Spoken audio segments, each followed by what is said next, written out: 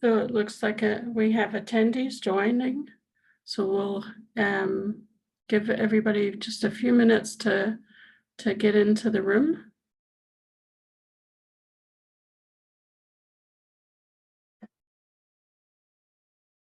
I see Diana Samarison is actually on the list of participants, so she's been able to join.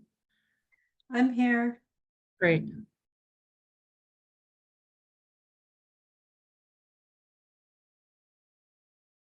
We have 213 people registered. So this is wonderful.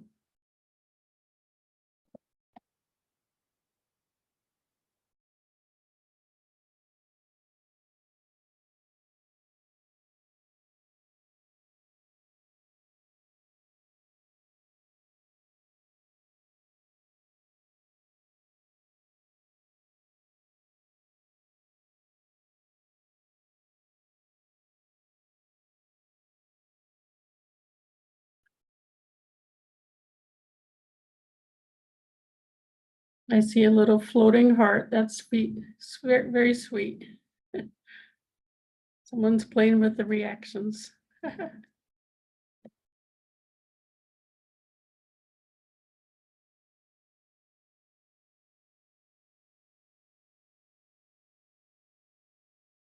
Hello, look from the Congo. My friend in Florida. Very nice to see you.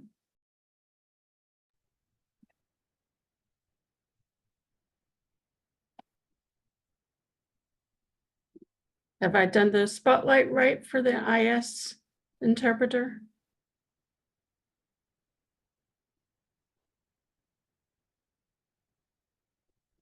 Shannon, yes, the webinar will be recorded.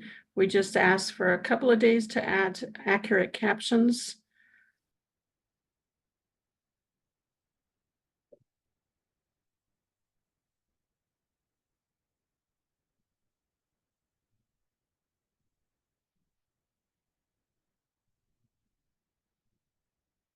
So I think we're at the point that we can probably get started.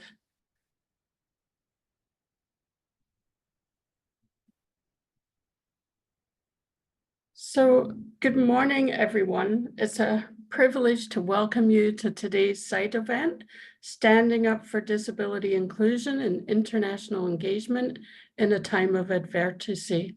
I am Isabel Hodge, the Executive Director for the United States International Council on Disabilities, and albeit virtually, it's an honor to be among such distinguished leaders and advocates in the global disability rights movement. USICD is committed to advancing disability rights worldwide through advocacy, collaboration, and strategic engagement. We strive to strengthen the voice and leadership of the U.S. disability community in international disability forums and policy-making processes. As we face significant challenges in disability rights funding and international cooperation, our collective action is more important than ever. USICD, my organization, is only as strong as the community behind it. Excuse me. I encourage each of you to consider joining us as a member. Your engagement ensures that we can continue to advocate effectively, support critical initiatives, and work alongside global partners to drive meaningful change. Your support allows us to amplify the voices of disability leaders and ensure that disability inclusion remains central to international development and human rights. So we have some housekeeping. You can add your questions to the Q&A. There's a little icon at the bottom of your screen that says Q&A. That's where you can add your questions. This is a two-part event. The first part will be a panelist, and the second part will be, we'll have a keynote speaker and then have a discussion. So the chat function should be open, so you can add You can communicate with each other. We would love to know which country you're from and your organization, if that's applicable. It's now my pleasure to introduce Mr. Eric Rosenthal. He's the Executive Director of Disability Rights International.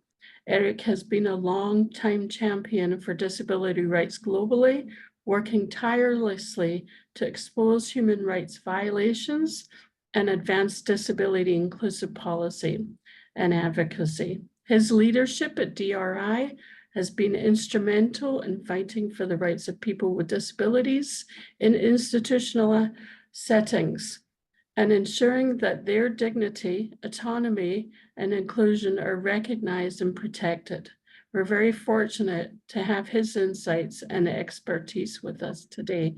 Eric, the floor is yours.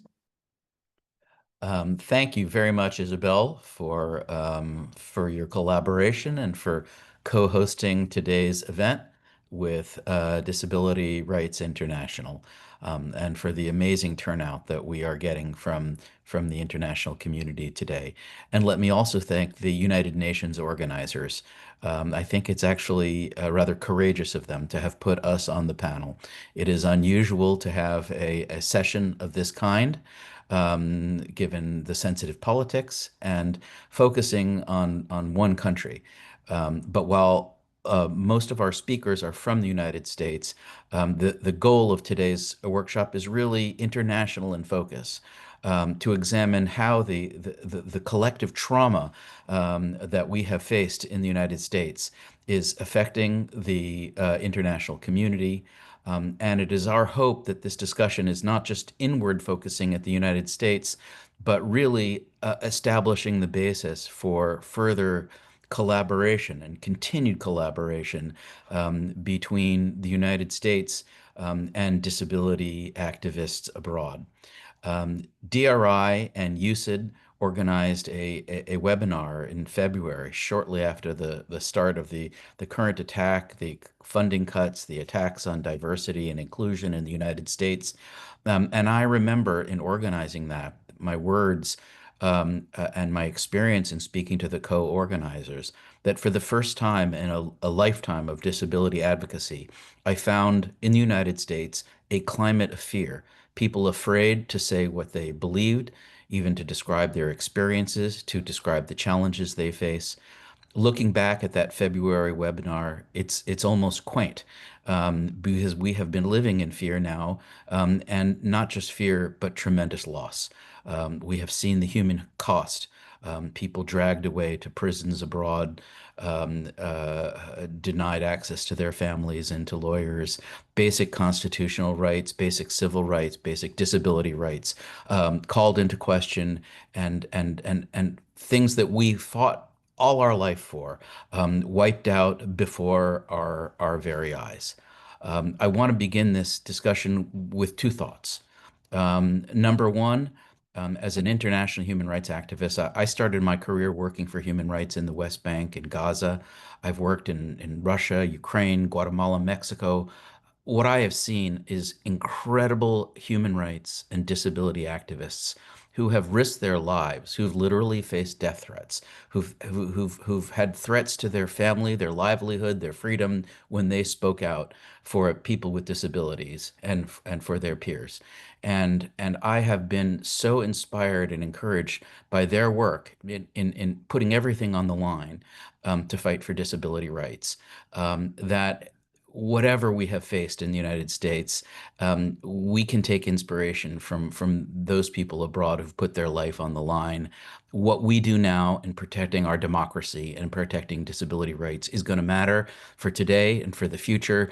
Let us not back down. Our message to the world is the U.S. disability community is strong. The U.S. disability community is fighting back. And we're going to hear from the top leaders of the U.S. disability community about how they're fighting back. And it's heartwarming and inspiring to hear. And we need to hear something positive. And today we're going to hear some amazingly positive and inspiring words from people who are indeed fighting back. But secondly, we also need your help. We've had a friendship between the US and in the international community that has gone both ways. We're going to hear from Professor Gerard Quinn about how, in some ways, the US disability community was an inspiration to the international community. Well, if we contributed something, let us now cash in on anything we contributed because we need your friendship, we need your help, and we count on the international standards that apply to every country being held rigorously to hold ourselves accountable, to hold our government accountable. That is the core of what international human rights is. And no matter what happens under our law, we need to be held to those standards. So we need your fight, we need your support, and we need your collaboration. And we thank you so much for this continued collaboration. In guiding today's discussion, we intentionally brought in an outsider who can ask the U.S. community what the international community wants to know. And that outsider for us today is Peter Fremlin, who in 2020, after 10 years of good work in the disability and the international cooperation field, founded the Disability Debrief, and in a very short time has become an essential resource to the disability community, an outside voice of its own in helping us understand where we are in our development. Many, many important perspectives and insights, a real contributor. And he's going to, we're going to do this informally. We're not going to have formal presentations. He's going to ask those hard questions to our U.S. disability leaders. And the other thing that is heartwarming today, frankly, is there has too long been a division between people working on disability rights in the United States and people working on disability rights abroad among the U.S. community. Today, we have leaders both from the domestic and the U.S. community coming together and learning from each other. And so, Peter, you're guiding that discussion. We'll take a 5-minute break for part two to hear Gerard Quinn's critique of the long view, and then have an open discussion. So hold your questions, and we'll have plenty of time for discussion. Thank you so much. Take it away, Peter. Appreciate your help. Thank you. Thank you so much, Eric. Very happy to be here as in my outsider role, although outsider in the sense of being in the UK. And what these events now in the US are bringing up is that it's pretty unclear who's inside and who's outside. As Eric said, I'm a journalist writing Disability Debrief, where I cover world news on disability. If you don't know it, I put the link on the chat. And like the changes in the US administration have been among the principal world news on disability in the past few months, both in these impacts at home and the impacts abroad. So together with our panelists, we're going to work through the different dimensions of this, whether it's people in the US losing access to services, whether it's the backlash on diversity, whether it's the increased violence and ableist rhetoric that's now present, or the cuts made to international aid that have impacted the poorest people in the world, including many with disabilities and many programs supporting work on disability. It's a big transition. It's a big transition in political ideas. It's a big transition in where we're at, and I'm glad we can come together today in that solidarity and connection that Eric has talked about. We've got a range of great panelists. I'm going to sort of dive straight in. I'm going to start with Marcie Roth. Marcie Roth is from the World Institute on Disability, and she's going to help us sort of take a step back to understand the global view of what's happening. Marcie, tell us about the international impacts of the new administration. Thank you very much, Peter, and Eric and Izzy. It's really, it's great to be with you as always, and especially at a time like this.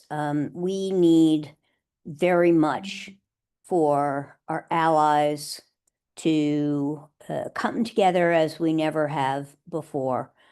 the attacks on the rights of people with disabilities, on our community, on the work that we've been doing for decades is devastating. And, for organizations like the World Institute on Disability, we've been at the forefront of disability leadership and global inclusion since we were founded by Judy Heumann, Ed Roberts, and Joan Leon back in 1983. We, like many of you, have worked very hard with very few resources for a very long time to make the leadership of people with disabilities an imperative, not just, nothing about us without us, but beyond the things that are about us, that, we as people with disabilities are indispensable leaders. And I can say for my own organization, the cuts have been devastating.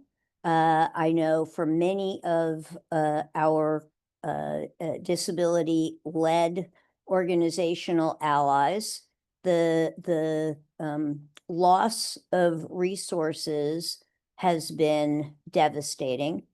But I also know that one of the most toxic elements of all of this has been the ongoing infighting amongst disability organizations and the power plays that we have all, many of us, been on, either the high side or the low side. And so, I think we are all pretty clear about just how bad things are. I want to make sure that we use this devastating time to strengthen our relationships, to move away from any of the competitive, any of the internal gamesmanship that we see so much of.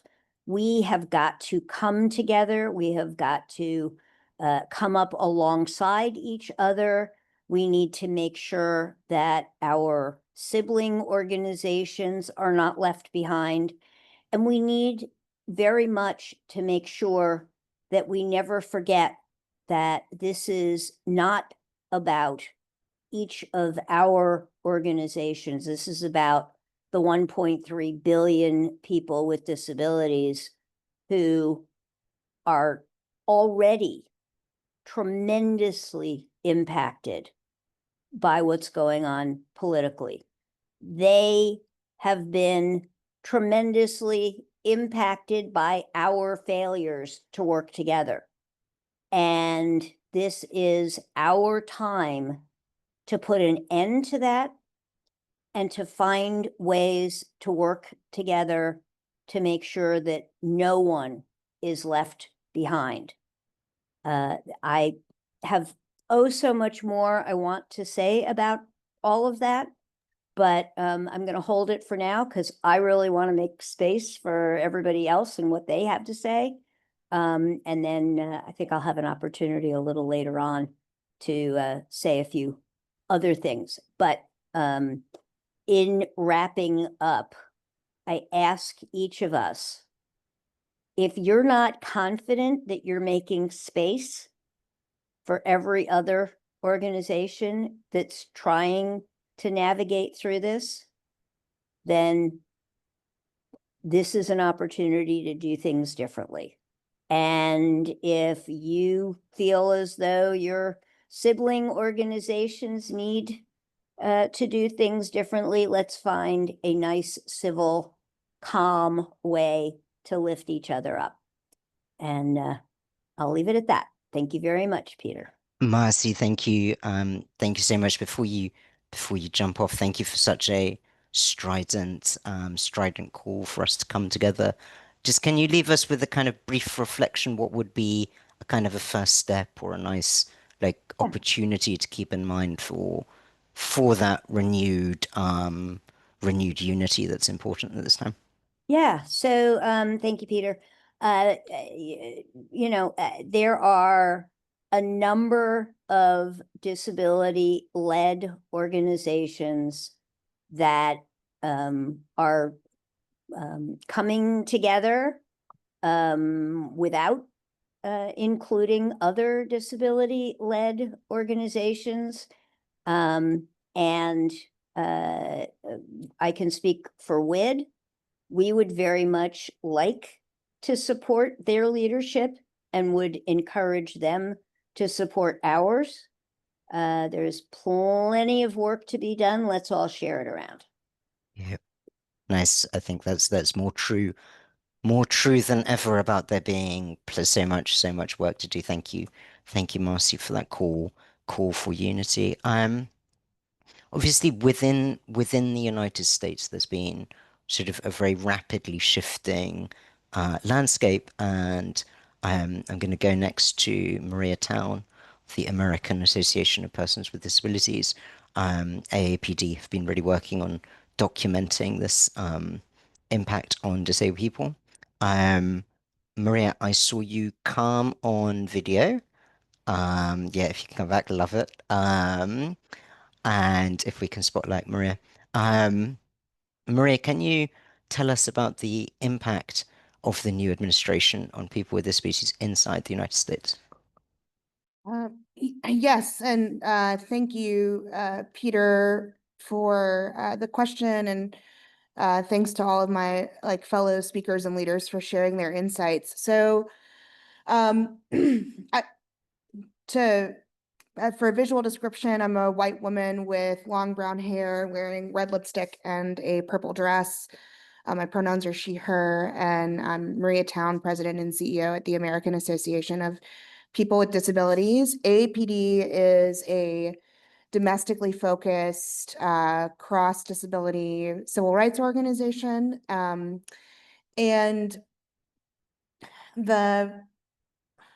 I want to just first say, there are many disabled people in the United States who voted for Donald Trump and who are Trump supporters and who are potentially very happy with how things are going. And we talk often about the diversity of the disability community itself, and typically that refers to demographic diversity as well as the diversity of the disability experiences that people have. But that also includes political diversity. The disability community is very politically diverse. And so I want to just say that up front before I say that, no matter someone's political beliefs, ultimately the actions of the current administration have been extremely harmful to disabled people in the United States. And part of the reason why is because the disability rights movement in the US has been very, very effective at using the federal government and federal kind of standards to advance accessibility and inclusion. And, oftentimes it really has been the federal government leading, and states and cities and localities often follow in terms of implementing things like accessible design of buildings. And we saw that with the Rehabilitation Act coming first, and then the Americans with Disabilities Act coming 15 years later. And so when you have a federal government, an executive branch that is not just not engaging with the disability community, but is actively tearing down the commitment to those standards, the funding of accessibility, and things like non-discrimination in healthcare, it is a crisis. And I think that that's what many Americans with disabilities are experiencing right now. There's also a lot of confusion because what's coming out, it sometimes isn't clear. With the executive orders around the diversity, equity, inclusion, accessibility executive orders, there were real question marks on what sort of counted as DEIA and what did not. And I think that there are many programs, a lot of research that's still trying to kind of fly under the radar because their funding has not been cut. The other thing that I want to emphasize, while not the administration, is what's happening in the U.S. Congress. They're currently considering a bill in the U.S. Senate that would just cut healthcare away from millions and millions of people. And the United States is unique in terms of our federalist system, and many of the states rely on federal investments in order to make their budgets work. And Medicaid, federal investment from Medicaid is one of the largest funders of state budgets. If Medicaid gets cut, there are whole states that will become financially insolvent. So we will see hospitals close. We will see providers of services close, in addition to the disability rights sort of enforcement and the entities that work to prevent abuse and neglect in institutions, things like that, having to shut their doors. And so the disability community in the United States is really fighting to ensure that these cuts don't happen. And we are also seeing in some states, states making moves to codify federal civil rights standards. So we've seen one state recently codify Olmstead, which is a U.S. Supreme Court decision that makes kind of forced institutionalization illegal. We've seen another state actually codify Section 504 of the Rehab Act into their state law. And these are big wins from the disability communities in those states. We're also seeing some states codify what are called right to repair laws so that they have access to the plans and schematics for durable medical equipment, which is currently held very tightly by these companies. And I think that that's going to become even more important if people's ability to get new equipment is even more constrained than it already is. Maria, thank you. Sorry, just to jump in, but really great to hear there are these positive examples. Thanks for sharing such a sort of complexity of it. Just a quick follow-up before I go to Elham. What message would you have for a disabled person that had voted for Trump and now you have to explain might lose services and healthcare they depend on? That's such a tricky question, Peter. Of course, you're going to ask a difficult question. But I think what I'm about to say rings true for a disabled person who voted for Trump and a disabled person who did not. The federal government did not give disabled people our power. In fact, we are the ones who give laws like the Americans with Disabilities Act their power. And, Wow. I really think that in light of the assaults that our communities are experiencing right now, the thing that we have to have the most faith and trust in is the power of disabled people to fight for our future, because that has always been our reality, no matter who has been in charge. That's absolutely beautiful. Beautiful message. Thank you. Thank you so much. Thank you so much, Maria. I think today we're gonna kind of veer between some quite heavy content and notes like that that are uplifting. Elham, if you can come on video, please, and if we can spotlight Elham.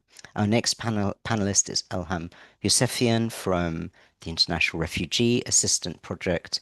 It's important to note that some of these changes happening at the moment are affecting some of the most populations in the most vulnerable conditions around the world. Elham, can you tell us in particular about refugees and displaced people with disabilities inside and outside of the US and how they've been affected?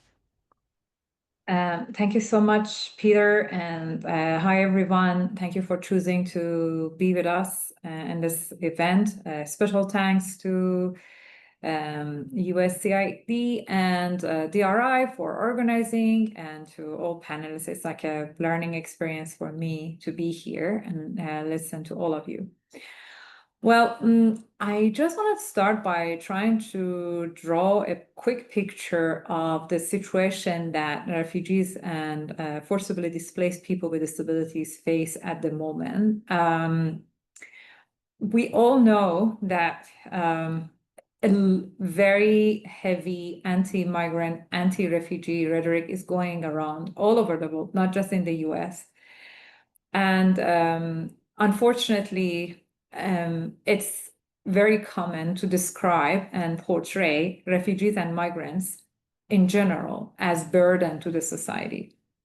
And even in like you go to UN events about refugees, you hear that they use the language of generosity to thank governments to do anything to include and support refugees who arrive in there and who they are hosting. So the motto of refugee rights are human rights is very far from being realistic, even more far from other types of like similar mottos. So please consider this as one pillar, and then consider all we all know about disability inclusion, about considering people with disabilities as a burden, as secondary citizen, deprioritizing them, especially in times of crisis.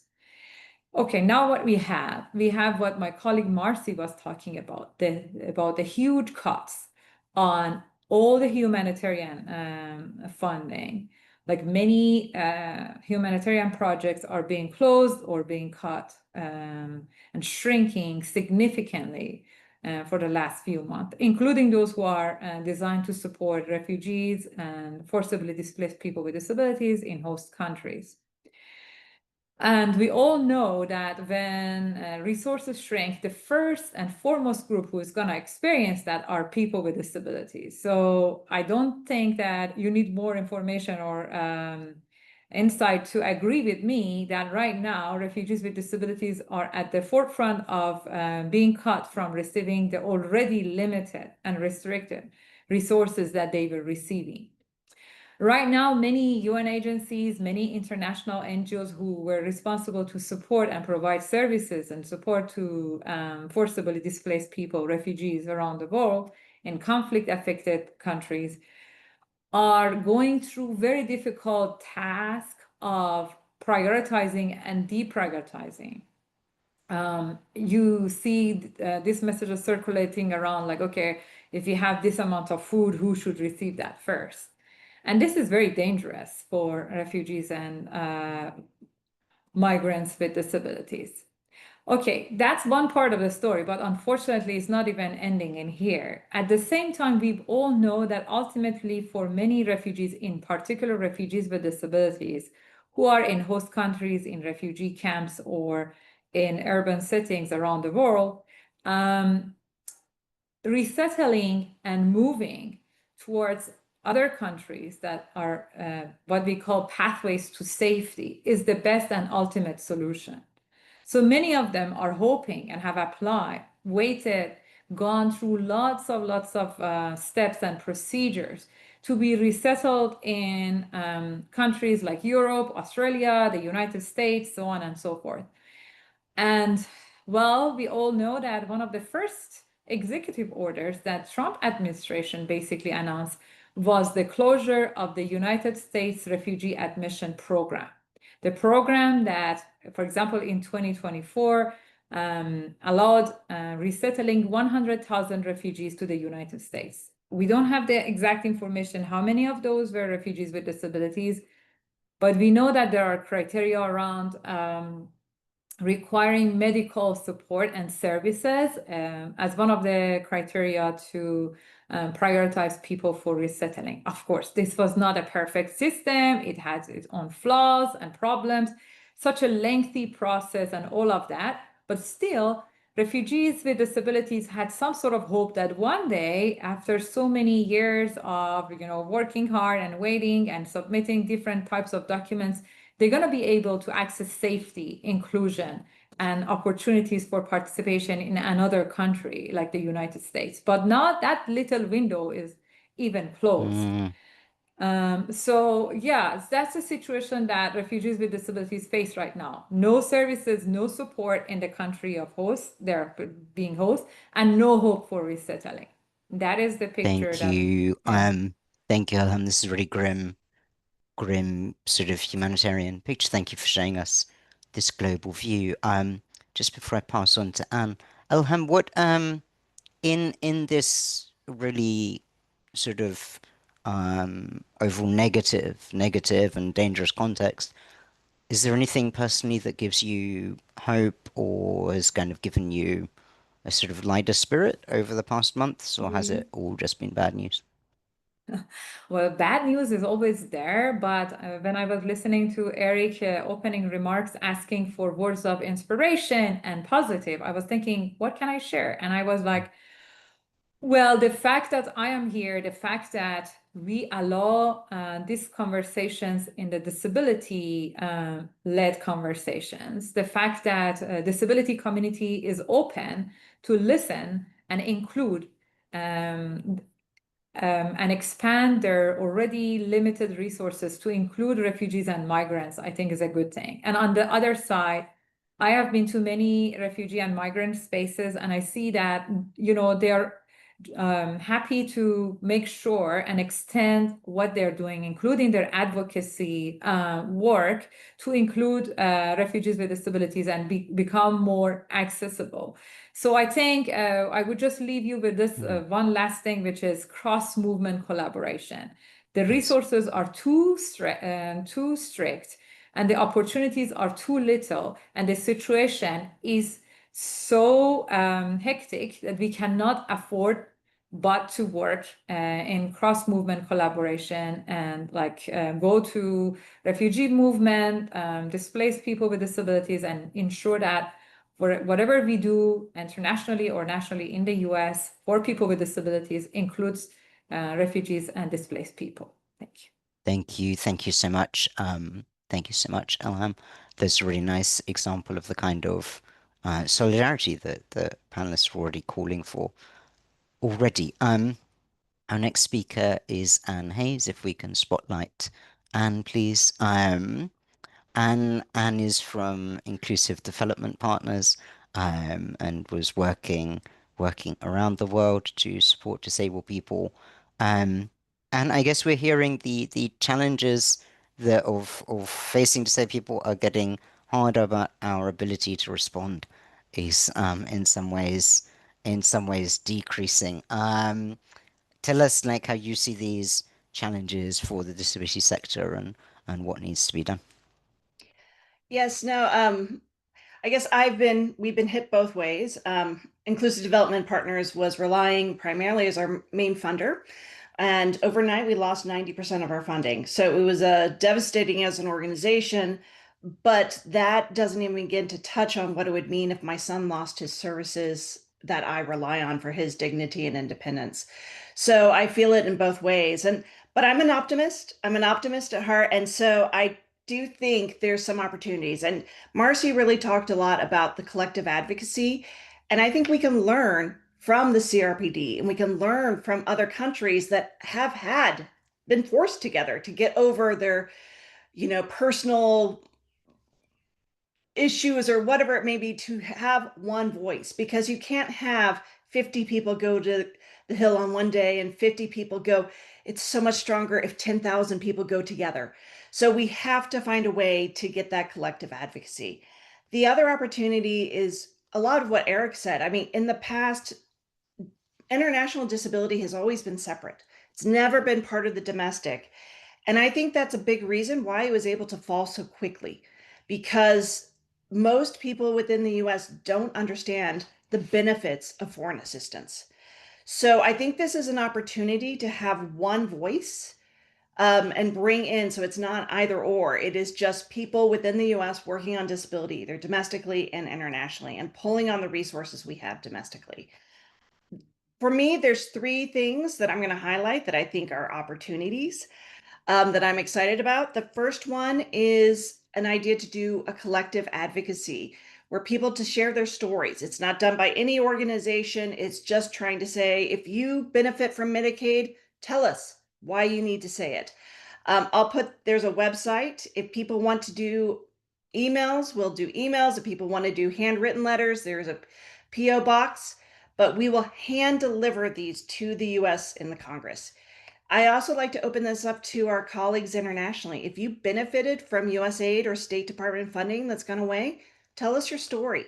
Tell us what's happened. We'll try to get that to Secretary Rubio or people within the Senate who are supporting of foreign assistance. The other thing that I'm excited about is there was so much tragedy going on when things were brought down. And one person had said, the removal of the USAID website was traumatic because all of their reports were there, all of their history. And people got together and like, well, we can fix that. So we've created a website. I'll put it in there. It's called Disability and Foreign Assistance. It's not handled by any organization, but if you did a report or a tool or anything funded by USAID, send it to us. We'll put it up on there. They don't get to take away our history. There's so many great resources developed over the years. We'll find one place to put it back up. And then the other thing that I think is going on is, all of this really started what was called Project 2025, right? And that didn't happen overnight. They spent years planning how to take down foreign assistance, how to take down disability, how to open up taxes for the rich. So now there's some efforts going on, Project 2029. Okay, so when we rebuild, what will it look like? There's an opportunity to rebuild better. It will rebuild. Foreign assistance will come back. And so what do we want that to look like? I think we'd want it to be inclusive right from the very beginning. So this is an opportunity to learn from everyone here. I can put my email in, but tell me what you think the future needs to look like. Write a blog. We'll put it on the website. The more we can do together, the better. So just 3 action items for all of these panelists. 1, share your story. Everyone on this group has a short story to sell. Peter has been doing an amazing job telling the stories, but individually, tell us your story. The other one is send me your reports, send the reports through the website. Don't let them take our history. And then the third is find out what you want to do to independently help in this collective advocacy. Think about, don't make the assumption that somebody else is doing it. Don't make the assumption you'll wait until someone reaches out to us. The time is now to act. Find ways to move forward. So, I think there's some ways we can be positive. There's some action and activity, and I know it's going to keep growing. Thank you. Thank you so much, Anne, for such a rallying cry. Before I call on Victor, Anne, I'm curious if you had one message you put in Project 2029, what would your twist be on that? I think we're going to see, I think foreign assistance will stay within the State Department. I really don't know, even if we get a Democratic leadership, if that will be able to undo. But I think we can look to see getting the right people in there. And I think we can expand the amount of expertise that have disability development within that agency. So it's not just one person trying to do all the work. As good as that person may be, you can't do it all. So I think having more staff with disabilities there to represent, and then really there's some great policies, get that policy in from the very beginning. We cannot afford to retrofit it again. So it needs to be in the very beginning discussions. Everything that when we're talking about rebuilding education, what is inclusive education? When we're talking about rebuilding employment, inclusive employment. Get that sort of representation right from the very beginning. Thank you. Thank you. Thank you so much. And I love that idea of facing the backlash. What's the backlash to the backlash? Really looking forward to that. Thanks so much, Victor. If we can spotlight Victor, please. Excited to introduce Victor Santiago Pineda of the Center for Independent Living in Berkeley, California. Can you hear me okay? Yeah, I can hear you. We can hear you, Victor.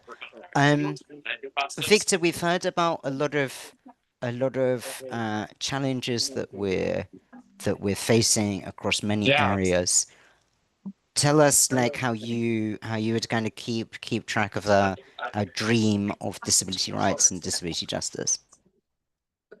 Look, the dream started when there was, critical moment in Berkeley, California, when a bunch of activists that were, haphazardly went through the university system there, demanded rights, and realized there was nothing in the community for them to have independent living. So there was this concept of independent living with disability rights that gave birth to tangible and practical interventions that allowed our community, Judy Fieldman and Roberts and many others, to claim those rights. They weren't given.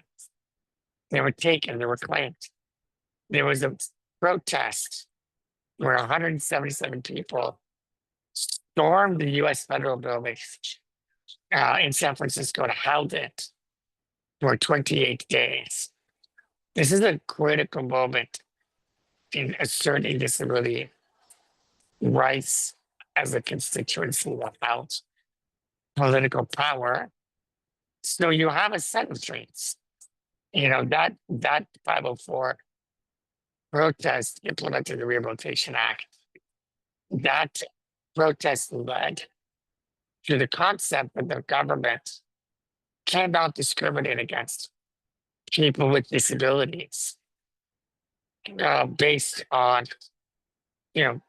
their inability to access a space, inability to use public transportation. It created this moment where we had claimed an opportunity to be seen, be heard, can be felt as a political force. Those dreams became realities with these concentric circles, where the Americans with Disabilities Act was passed 35 years ago to create a really unequivocal and strong set of civil rights protections, in a sense indicating that whether you're a public sector entity or a private sector entity, we will not be silenced and excluded and silenced. That we have a role to play in the economy, in the political system, in society, in the creation of culture. And so these are concentric circles that end up touching the world with a lot of these principles, informing the UN Convention on the Rights of People with Disabilities. And the Berkeley Center for Independent Living, that now celebrates its 54th year, became a hotbed for activists all over the world to come experience what disability rights looks like in practice. And now I want to take our radical legacy in our history at the world's first Center for Independent Living, founded by Judy Fieldman and Ed Roberts and others, really reclaim our radical roots while shaping a path to the future. So Eric Rosenthal is right. The disability community in the US is strong. Isabel Hodge is right. We have to all come together. Ann Hayes is right. We're mobilizing letters and calls to senators to create a large political cost for these damaging policies. But at the same time that we defend our rights, we can't only be retreating and we can't only be protecting. we have to advance those rights even in the face of these terrible setbacks. How do we engage in AI? How do we engage in understanding the role we play in an evolving economic system where jobs will be displaced by new ways of working? So what I want to do is remind all of us that this is an intergenerational struggle. And we have had setbacks and major milestones that we've all experienced together. But we have to have a three-pronged approach. People on the inside trying to mitigate the harms that are being proposed and educate the American policymakers and lawmakers on the promise that the ADA made America great. Disability rights made America great. This is not consistent with what we are as a people. Number two, as Dan said, pressure from the outside. And as Abraham said, we do have things to celebrate, but we have to be consistently moving forward. There's protections and visibility. And that means protests. That means some of us are going to get arrested. That means some of us are going to be loud in public, in the media and on television. And I count myself as one of those, as well as all of you together doing that. And then the third branch to keep that dream alive is to move it forward. So we can't just be on this, looking at a forest fire and thinking about all of the things that are being burnt down. We need to start planting the seeds in the next generation, in the next paradigm, where people with disabilities are growing our influence, our presence, and our contributions in a way that allows us to move forward together. Thank you. Victor, there's really rallying remarks. I'm aware we don't have you for long, but just to ask a follow-up question before I go to Diana. What helps you keep clarity in these moments with so much sort of chaos and uncertainty and harm? What helps you see clearly these dreams for the future? I mean, I'm so lucky. I have a great staff at the Center for Independent Living. We have 40 people. One of the most outrageous things is I've only been in my job for a year, and my efforts was to build large, innovative programs that bring several independent living centers together. And I look around, there's 408 centers for independent living across the US in 730 locations with satellite offices across the United States. Internationally, there's another 200 centers for independent living. So it's a very powerful network of direct service providers. They give me a lot of hope. But this conversation gives me hope, Peter. Your reporting gives me hope. Seeing Isabel and Anne and Diana and Alpam and Eric and Gerald all together, this is our moment to rise together. Wow. So that's what gives me hope. Thank you. Well, yeah, thank you, Victor, and thank you for sharing that hope with us. You were getting a lot of emoji reacts as well through your remarks. Diana, would lovely to go to you if we can spotlight Diana, please. Very happy to introduce Diana Samarasan. Sorry, Victor, if you can go on mute. Thank you. Diana's from the Centre for Public Representation, also an independent consultant, and someone that has always really helped me understand the bigger picture about rights and non-profit action. Diana, so far we've had some bold hope and we've had some sort of quite deep alarm about the state of things. So really you can take us in either or both directions. But tell us how you see the fight for organizing and the fight ahead of us for social change.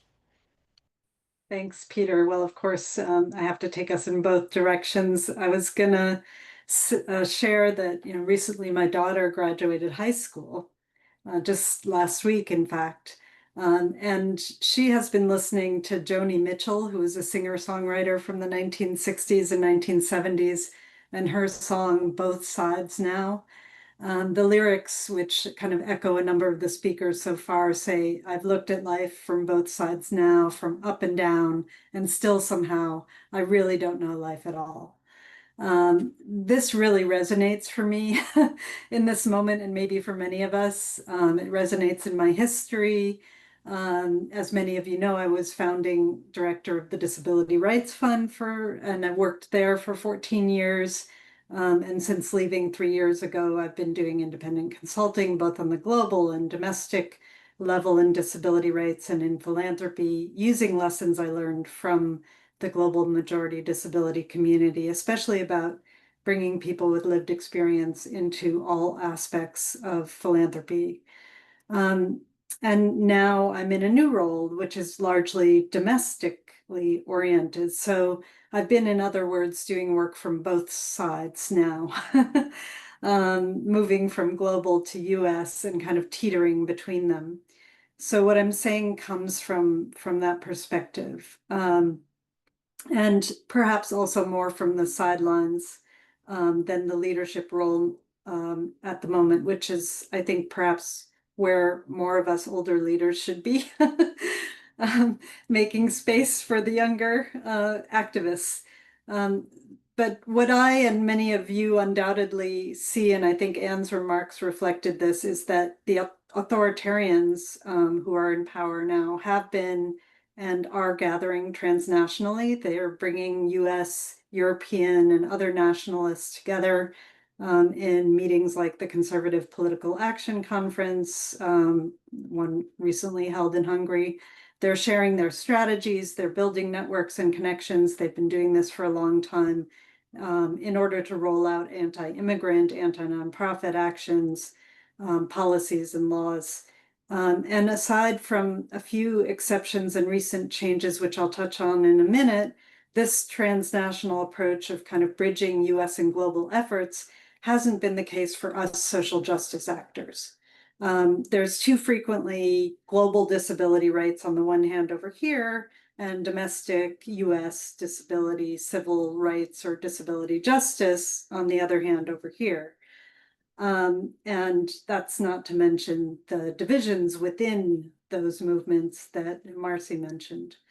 I am starting to see a bit of a shift with, for example, the attendance of AAPD and the New Disabled South at the Global Disability Summit, and key American activists like T.L. Lewis and Dom Kelly attending the Galway Summer Disability School, I forget the exact name, and then here in this event. And more of this needs to happen.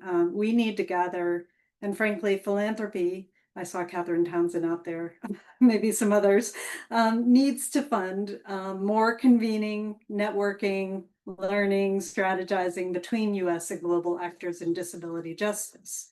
I think this is particularly important around strategizing to protect basic rights in law and policy. We all need to understand how the authoritarians are chipping away at rights we thought were protected through rescinding regulatory frameworks, which interpret how those laws are implemented, through revoking funding for the implementation of laws, through using anti-discriminatory approaches to challenge equity efforts. We need to put our heads together, our money together, our work together to address this in litigation, in public campaigns.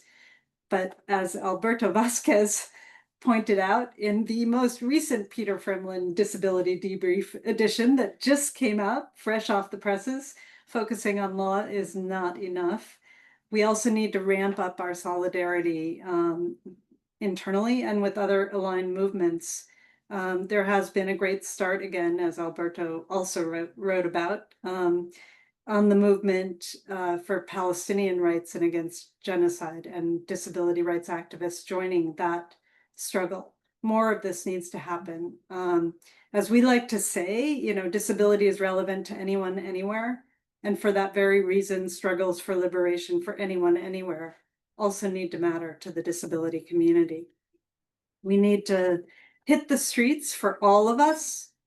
And we need to, I think only this will help us to also raise the critical resources we need to ensure that a disability lens is included throughout every sector.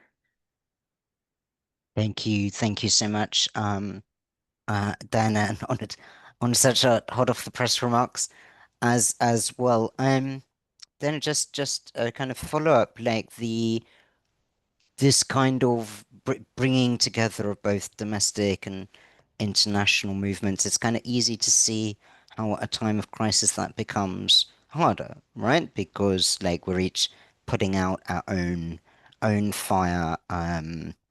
What kind of areas of commonality do you think could be drawn across, or would be useful to explore at a time when we're all yeah, pretty anxious about our own boat? Well, I think that's exactly the time when we need to draw together, is in those moments of fear and where we're feeling that we need to protect our borders. I think that we actually need to do the opposite. We need to come together to talk about how we can share resources, how we can work with philanthropy to ensure that there is a solidarity approach.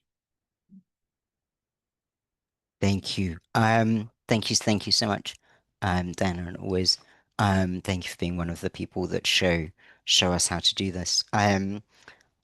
Miraculously, we've gotten through an amazing range of panelists, and we're still on schedule. I just wanted to bring out a few really great comments from both the chat and from the Q&A. We're going to get further into this in part two.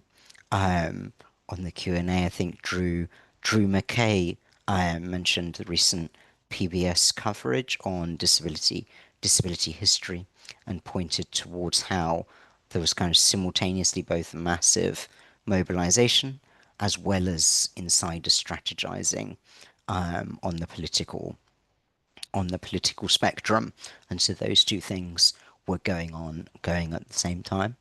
Also in the Q&A, Sadiq Mohibi really raised a really great perspective about the US has long been a great role model, and now we're all sort of suffering cuts at home and abroad. So it sort of reminds of that importance of solidarity with refugees with disabilities, and closes with the rousing words, thank you for these, Sadiq. Let's stop this nonsense together. We are all one disability rights family. It's time to support each other. Surely echoes the words of many. Eric, I think I might be handing to you a bit earlier than we anticipated, because we're also magnificently on time. But before I do, I'd like to also share Laurie Ahan's words, which came in the chat. And Laurie said it, which is maybe a quote, I think. It's not light that we need, but fire. It is not a gentle shower, but thunder. We need the storm, the whirlwind, and the earthquake. I am with that, Eric. You're a thunderous, gentleman. So I'll pass to you to help close out this session, and we're running a few minutes ahead of schedule, I think. Well, fabulous. Thank you, Peter, for your words and for your gentle but firm moderation of the panel that brought out so many inspiring words. And thank you for quoting Laurie Ahern's quote. She tells me in the chat is a quote from Frederick Douglass. And so the reality is our country was built on slavery, and we fought back against slavery and are inspired by a former slave who was one of our greatest activists and thinkers. So thank you, Laurie, for that quote from Frederick Douglass. And I'll just say, having learned so much of what I've learned from Laurie Ahern herself, she's the president of Disability Rights International. She was a woman who was locked up in a psychiatric facility in the United States and who escaped without permission and went on to found the psychiatric recovery and advocacy movement in the United States. And so that fire has been brought abroad through her great and inspiring work. And thank you, Laurie, for that. And thank you all. This has been an incredible learning experience for me. Each and every one of you taught me something in this discussion. I'll say, Anne Hayes said we have to start thinking about Project 2028. My organization, Disability Rights International, has been fighting to protect a population of people with disabilities that continues to be overlooked throughout the world. 10 million children separated from families and placed in institutions, vastly more adults, tens of millions of people. We prodded the U.S. Agency for International Development for years to take a strong stand on fighting institutionalization. And much as we are heartbroken at the loss of AID, we know that U.S. foreign assistance could have done better in fighting what we consider to be the truly greatest human rights violation in the world today. Tens of millions of people segregated from society, left tortured, abused, trafficked, and to die an early death. And when we rebuild the international movement, it is our goal, and we are fighting to make sure that we take a stand for liberation. As Frederick Douglass worked on liberation from slavery, we have to take that same abolitionist approach to end forced treatment, to end forced detention, forced isolation. That happens abroad, and it happens, sadly, still in the United States. You know, in Los Angeles today, immigrants and undocumented people of color are being stripped and dragged away. And yet the Los Angeles City Jail is the largest institution in the United States. And we know that the overlooked people with disabilities who are living in unbelievable suffering are still facing those abuses today. So let's roll up our sleeves, let's fight for democracy today, and let's fight for human rights in the future. We are going to take a 5-minute break. And that's a dangerous thing to do because our wonderful more than 100 people gathered together. We want to make sure you come back. But we know you're going to come back because the next speaker right after our break is Professor Gerard Quinn, the former UN Special Rapporteur on Disability, a man who helped inspire the framing and the words of the UN Convention on the Rights of People with Disabilities. I said that I've learned something from every speaker today. I can't tell you how much I've learned from Professor Quinn over the decades that I have known him. I have learned at his feet as a student of disability rights. He has really granted so much, and he's one person who can help us through the thicket, the complexities, to really grab a vision of the humanity of people with disabilities, what the law, what the human rights movement can do to support and enhance the humanity of people with disabilities and of all people. So let's take a 5-minute break. I'm going to keep the Zoom link alive, and thanks to Isabel for moderating it. Refresh yourselves and come back in a few minutes. Following Gerard Quinn, Sylvia Yee from Debrief, who has been doing incredible work through our court system, our legal system, and fighting for disability rights, will comment on Gerard's keynote. And we will also hear from activists from the Quello Center about the work of the Quello Center in fighting Catherine Perez in fighting for immigrants' rights in the United States. And then we'll have plenty of time for open discussion. So take your break, come back, don't go too far. We'll continue in 5 minutes. Thank you. And if you want to use this time to send in questions in the chat and in the Q&A, now would be a good time to take that, because we're going to have plenty of time for that discussion. And our panelists have so much more to offer.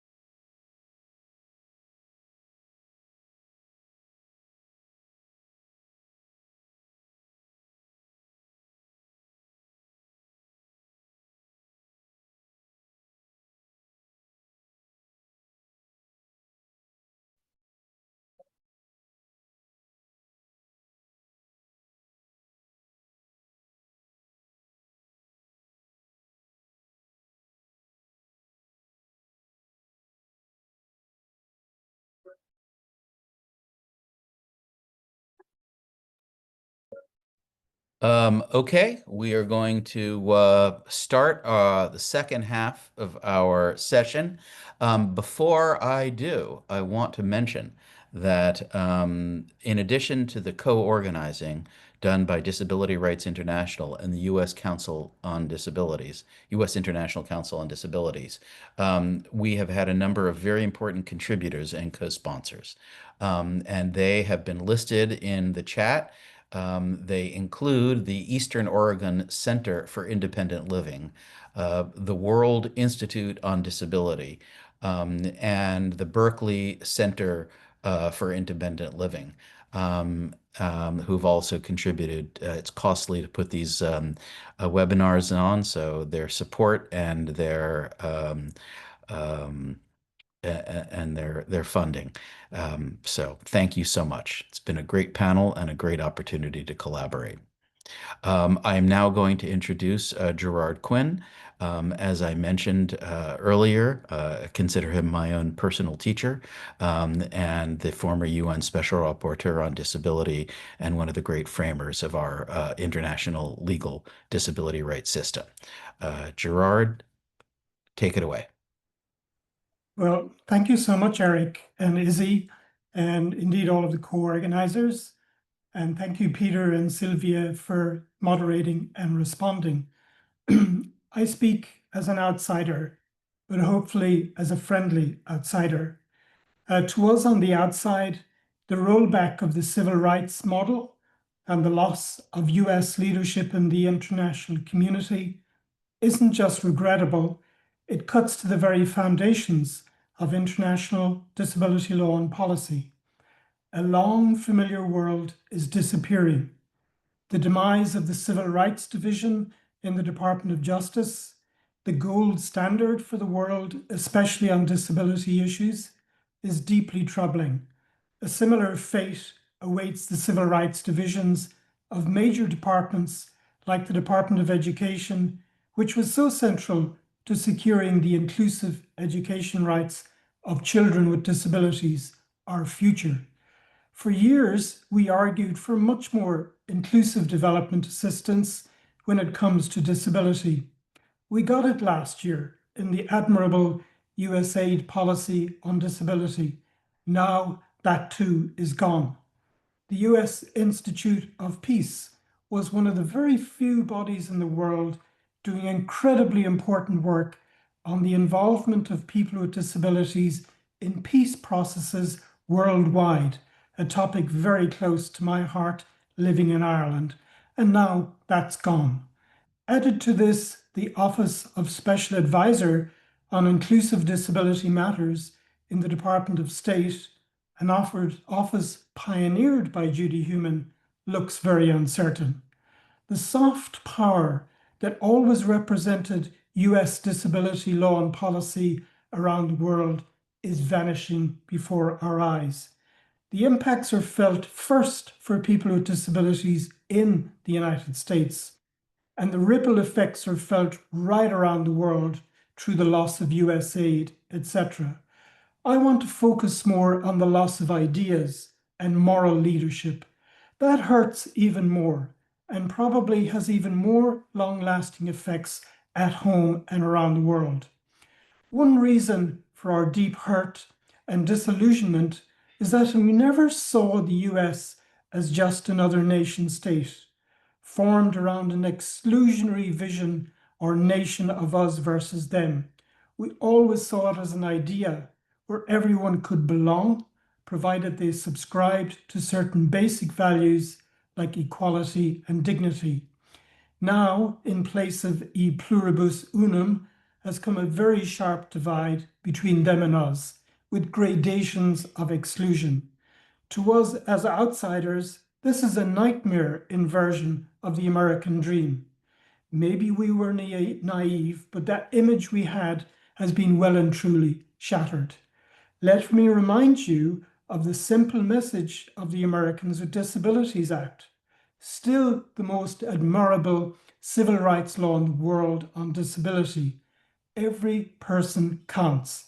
This was profound. Like the shots from Concord that ran out throughout the world, it lit a spark in the international disability community. We in the international community were in awe of the raw moral urgency of the ADA, celebrated rightly at the time as a truly bipartisan move. And we built on it to advocate for a new UN convention. We were especially impressed with the assertion in the ADA that persons with disabilities were a discrete and insular minority, a phrase that's pregnant with meaning in US constitutional law. Essentially, it means a group who cannot always or ordinarily count on the political process to address their just claims and who therefore require their claims to be endorsed by law. How true, especially now. In our admiration, we overlooked the fact that this civil rights vision was not really full or complete. It was not accompanied by an equally well-developed social model with social rights to accompany civil liberties. In retrospect, and in light of these failings in social policy, the ADA looks like Hamlet without the prince.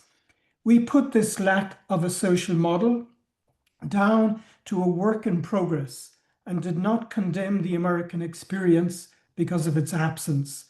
The hope was that an American social model would evolve over time and it would be enriched by the civil rights model.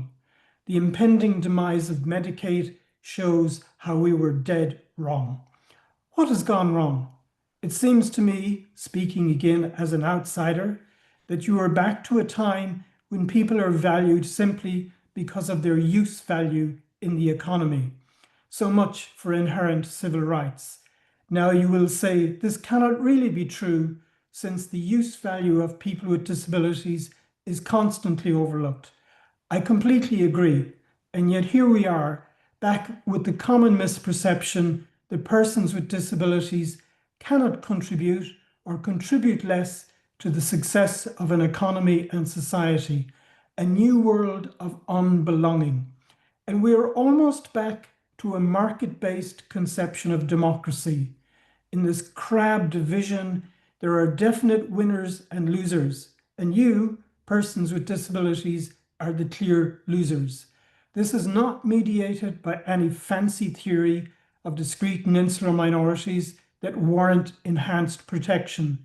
In this warped imagination, your suffering is perversely your own fault on account of your own disability. And what of the American social state, the imperfect bundle of rights that make formal freedoms of the ADA real in everyday lives? The regulatory or administrative state is now in decline for reasons other than disability, but affecting disability. It was originally put in place to guide economic development, to avoid dislocation, to compete effectively, and to meet real social needs. With respect to disability, this meant smart demand-side tools were needed, like capital grants for employers or tax incentives. That served the overall public interest in a market economy that valued everybody. The decline of this regulatory approach affects all, and especially people with disabilities.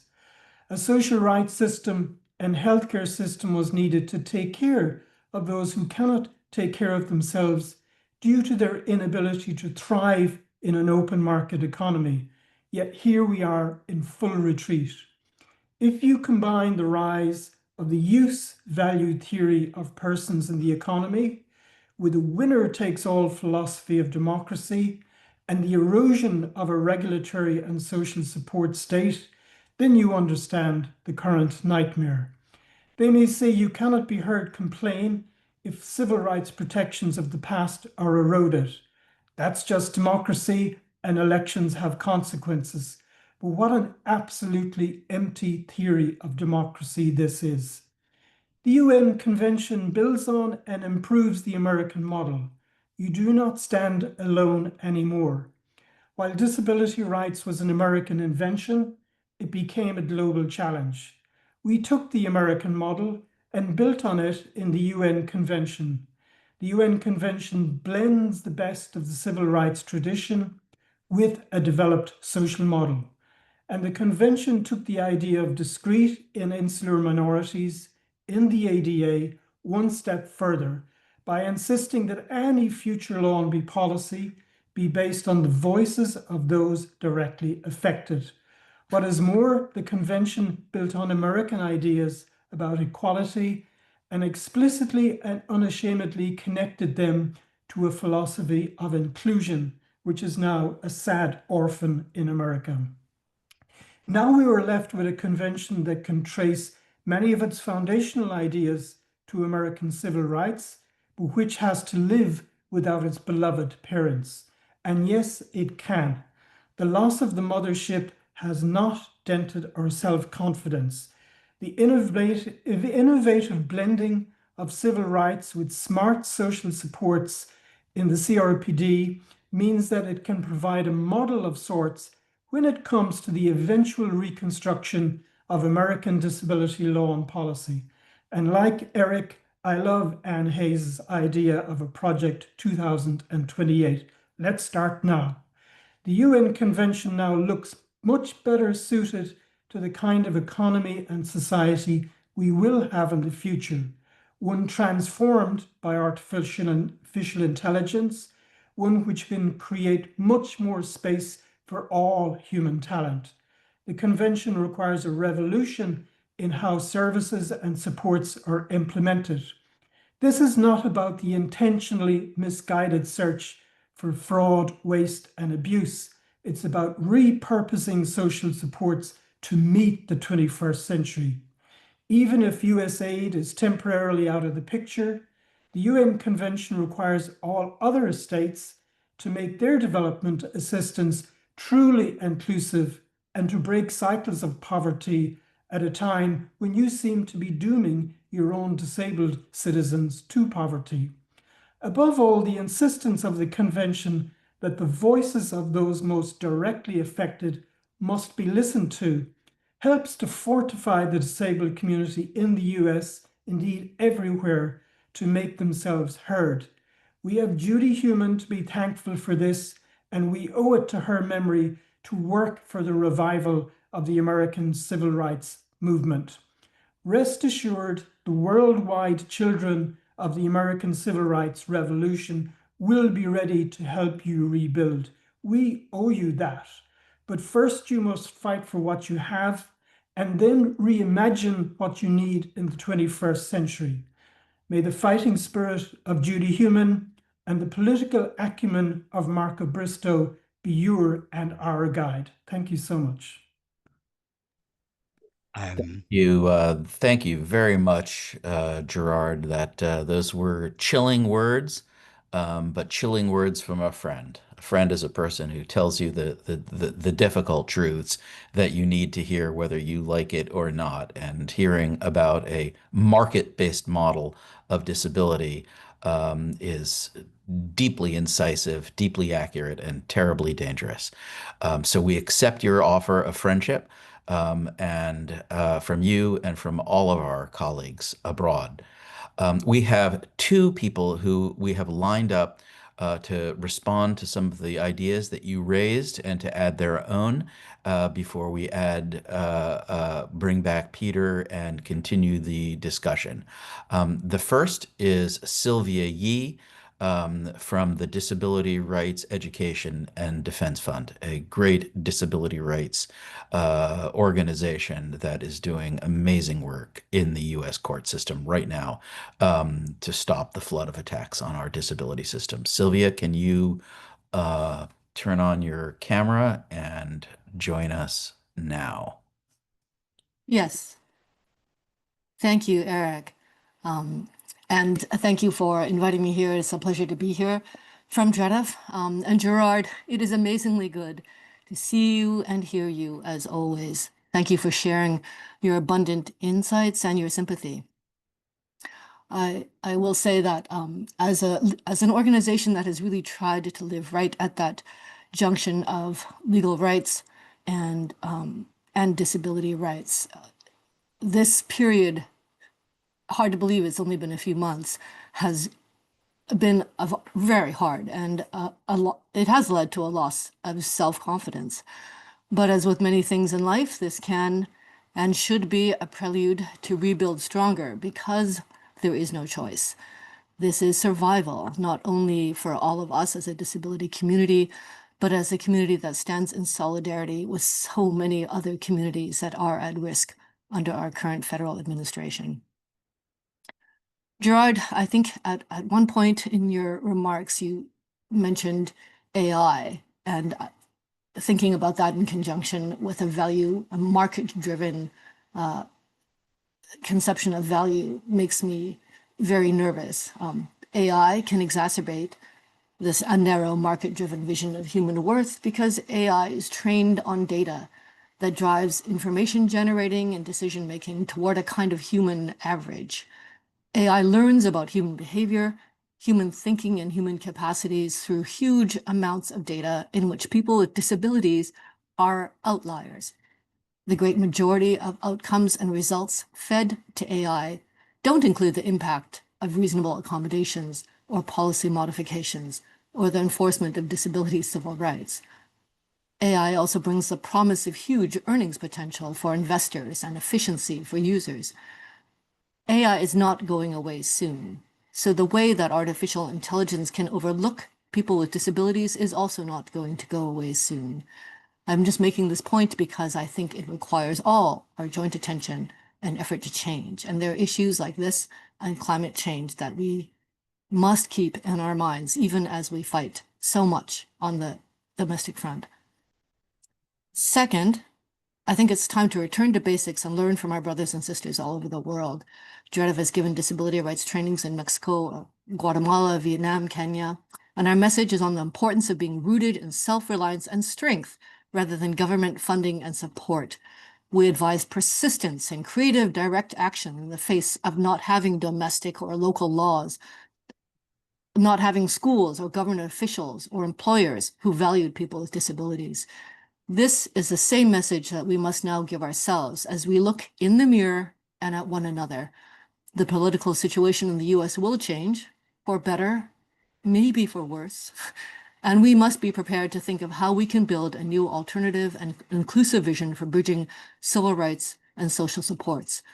How will we define people with disabilities? Must there be a strict line between definitions used for rights and definitions used for benefits? What is possible when we think on a spectrum of definition? What is possible when we combine thinking about rights and social needs in terms of justice and human rights? This leads to the final point I wanted to make, which is that the opportunity we have now includes the possibility of building truly inclusive disability communities. And in the panel earlier, we really heard that coming through loud and clear from many people. A lesson from the ADA is that it's easier to ask for and get accessibility when it's built in from the beginning rather than tacked on after the building is done. We can do this if we do not bow to the pressure to just lay low, try to wait out the current storm of hate, avoid controversial subjects, and get back to business as usual, where disability rights is presented as an issue in a vacuum. Disability is incredibly diverse, including people of color, immigrant populations, women, LGBTQ+ folks, transgender persons, indigenous persons, and so forth. We must embrace the power and the responsibility of that reality. We must think long-term about what is needed in education, politics, social outreach, and so forth when it comes to affecting everyone's thinking and knowledge in 2029, in 2039, in 2049, and beyond. Thank you again for this opportunity to respond. Thank you very much, Sylvia, for your words. Your organization is a true inspiration to us, and we appreciate it. We'll now hear from Catherine Perez. She is the director of the Coelho Center on Disability Inclusion at Loyola University Law School in Los Angeles.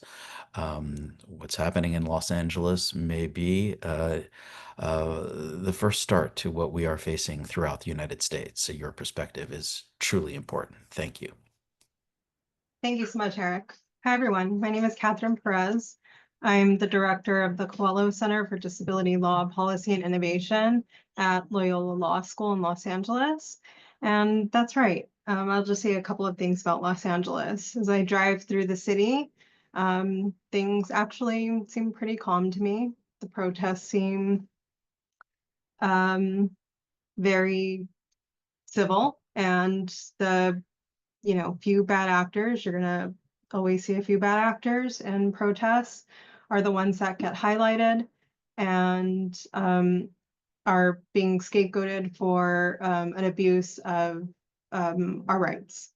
But I want to get back to the immigrants and immigrants with disabilities who are being currently terrorized. This administration said they were coming after criminals. And now we are seeing that, especially in this graduation season for a lot of our students, that ICE agents are going into schools, that ICE agents are going into foster care homes, taking away undocumented foster care children, that they're going inside churches, that they're waiting in Home Depot parking lots, which is, like home hardware store parking lots. So just a little bit of background of who I am. I am the granddaughter of Mexican undocumented migrants. And I am now an attorney and also just got my PhD last year. And I'm also disabled. And in those couple of short 2 generations, I will say that there are some people in my family who are what we call Trumpers, who voted for the Trump administration. And something I'll just point out, I know I'm short on time, is that my family has deep Catholic roots, and what I'm seeing is that my family who has voted for Trump and who identifies as Trumpers or MAGA has joined evangelical churches. And that a lot of our conversations and the fights that we have over holidays, comes down to these faith-based arguments. So in a lot of my reflections that I've had, I've been part of the disability rights movement and activist spaces. Now I do a lot of work as attorney, as a law professor, as a policy worker. I'm not saying all of the disability rights movement space, but I feel like a lot of the work that I do tends to be secular, calls for us to be more radical, to be more activist. I'm trying to take a little bit of a different approach at the Qualo Center and actually start to work with more faith-based organizations, with churches, and sort of, work with those communities, and also work with those communities in Los Angeles, because those communities also have a lot of immigrants, have a lot of Black and Brown and Asian and people of color who may not necessarily identify as disabled, but are disabled, may not know a lot about the disability rights movement or disability rights at all.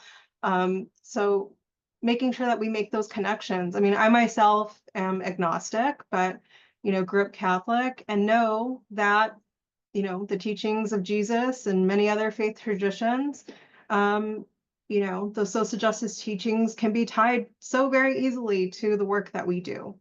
The last thing that I'll say is that at the Qualo Center, one of the main things that we do is that we're working to get more people with disabilities into law school and into the legal profession.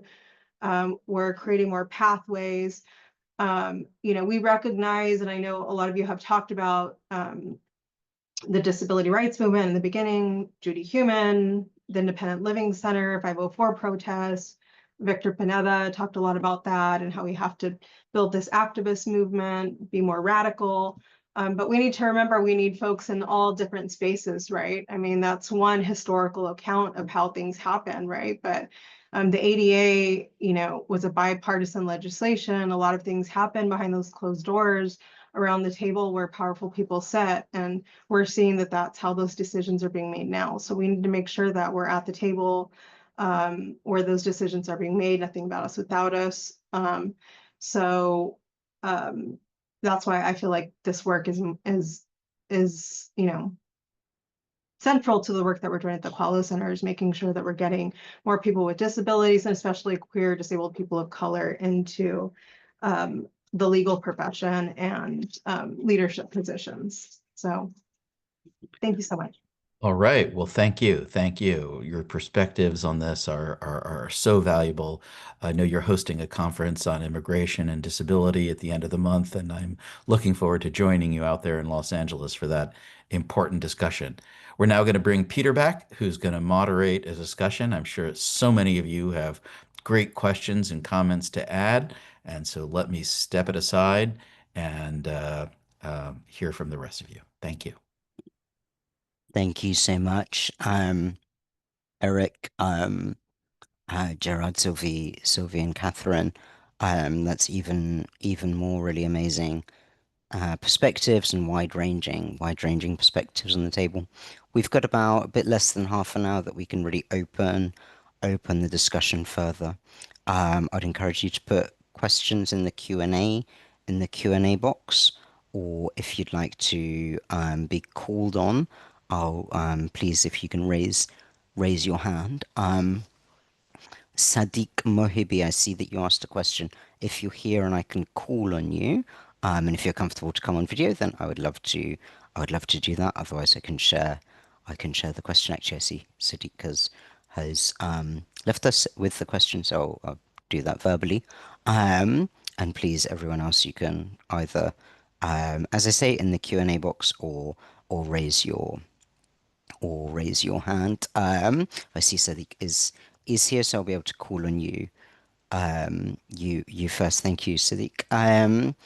I think we've heard really this year that, like I say, a range of circumstances from the streets of Los Angeles to the situation of refugees without an onward pathway, this complexity of the situation at home and abroad, these threads of activism and solidarity, and actually the insider politics that bind us together, and the dreams that guide us forward.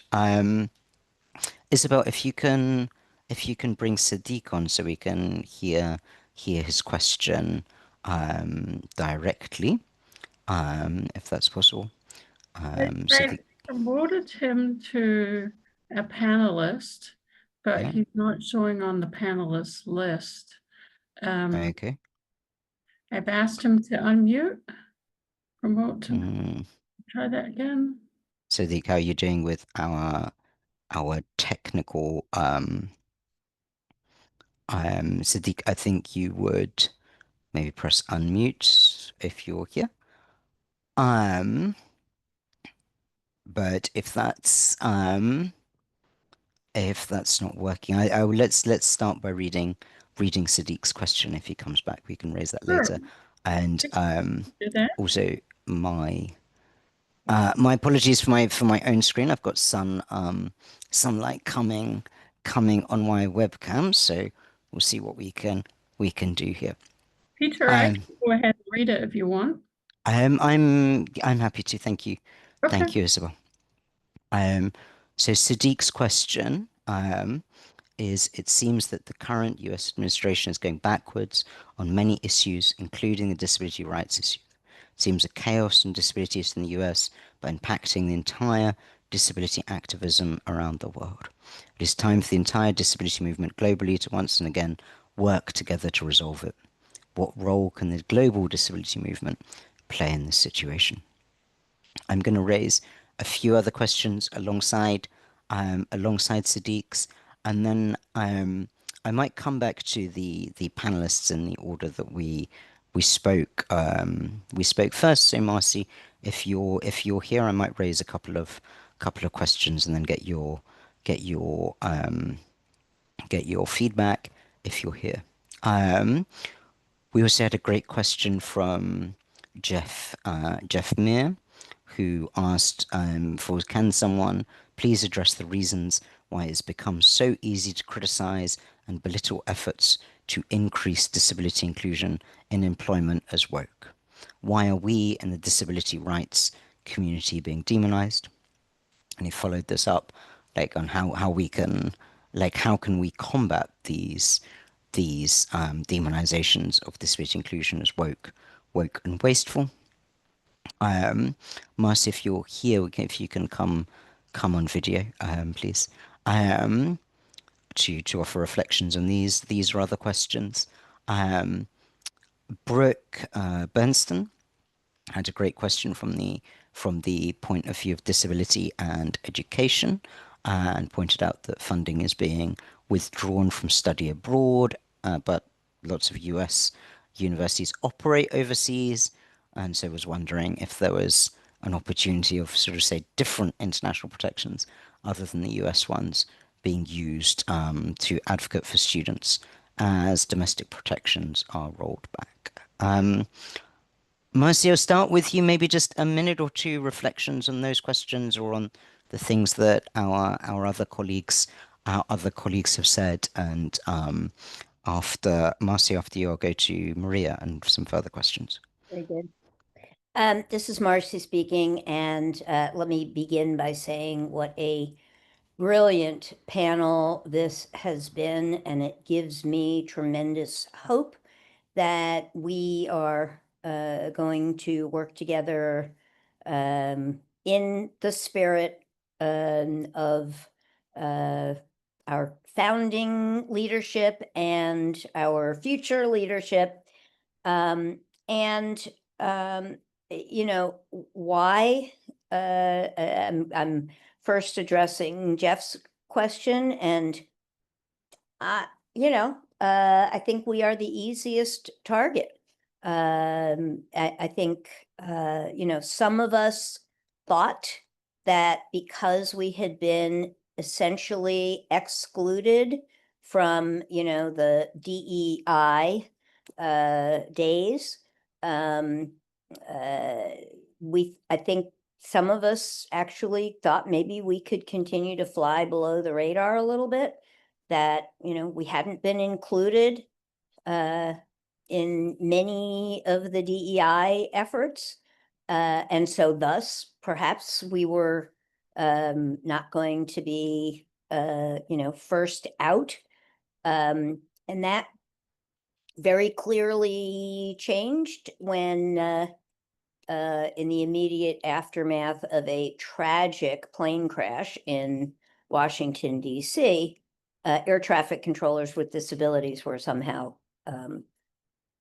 held responsible by the president for causing the plane crash. So, you know, there is no rhyme or reason to any of this. And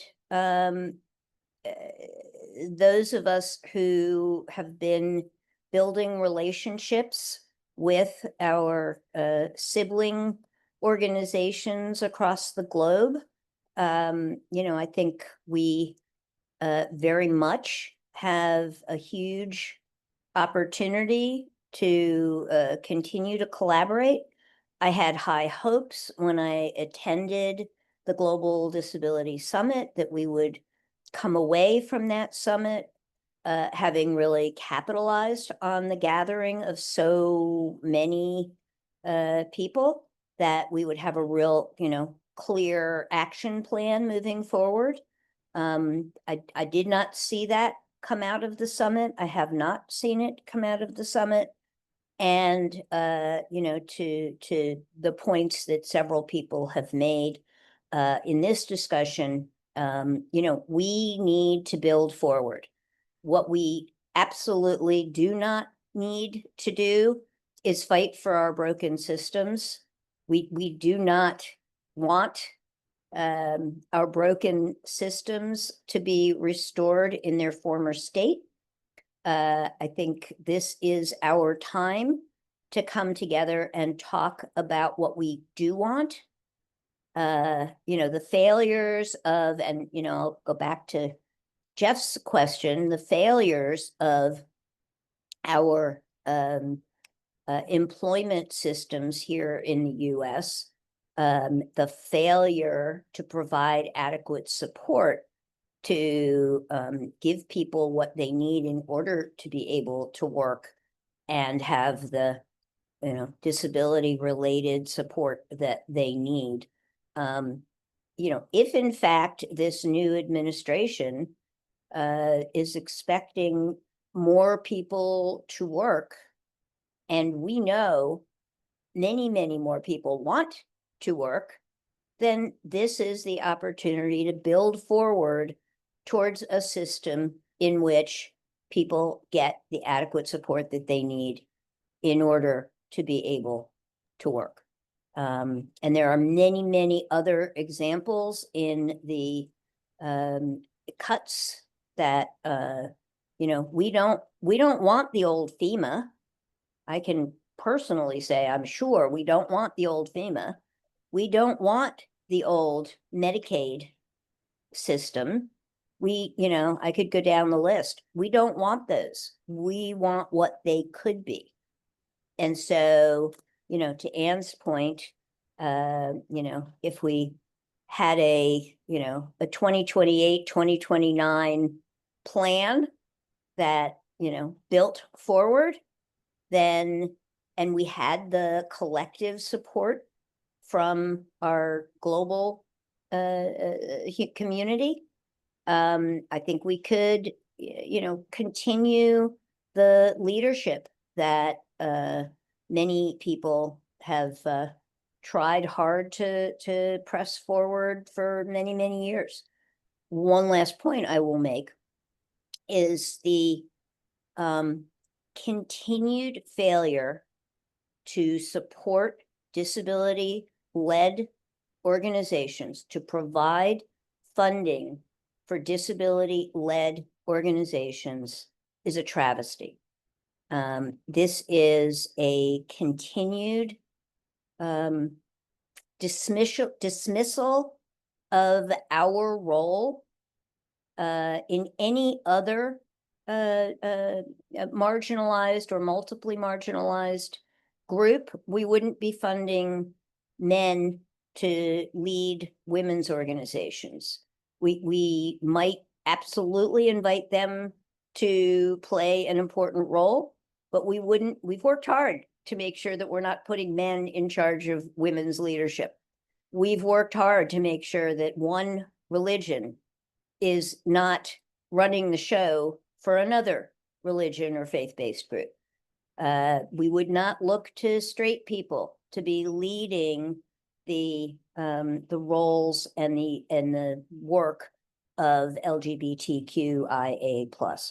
Why in the world are we still okay with funding everybody but disability-led organizations to lead the future of disabled people globally? So if there's one thing that needs to change very quickly, we all need to make sure that disability-led organizations, local, state, national, regional, global, that we have got to prioritize making sure that disability-led organizations have the resources so that we can bring our allies to the table, so that we can collectively support that kind of leadership with people with disabilities in those leadership roles. Thank you so much. Marcie, really rallying words again. I think the disability-led leadership point got lots of emoji reacts, and Sonia also picked up on your point about we want what they could be and what the agencies could be in the future. Thank you so much. Anne, I'm going to call on you next to field some interesting questions, and then Anne, after you, I'm going to call on Ilham.